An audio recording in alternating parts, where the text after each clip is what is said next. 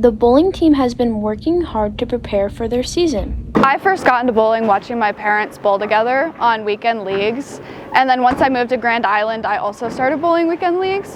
So that's really just it, as I got it from my parents. I first got into bowling through basically my dad. He told me to start it, and that kind of just exploded from there. My most memorable game would definitely have to be the state championship game last year.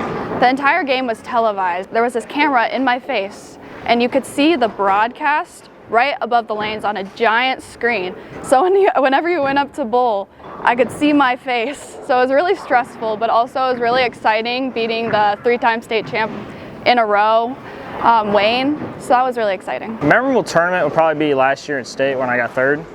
It's just a really fun experience and hope to do it again. It's important our bowlers stay focused and relaxed. To stay relaxed and focused, I would definitely just try to clear my mind and only focus on the game and the frame.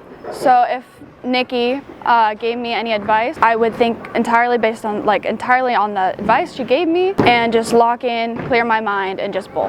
Through tough frames, trying to stay focused, I usually keep my head clear, try to focus on the frame and nothing else, not everyone around me. The advice I'd give, it sounds obvious, but listen to your coaches when they tell you something. Because a lot of the time when you first start bowling, they'll give you advice that sounds counterintuitive. They'll completely change the way you throw, and it's gonna start worse, but you have to take steps backwards in order to move forward. The advice I give to young bowlers is it's a mental game. Don't overthink it, stay out of your head, and have fun. Come out and support the bowling team.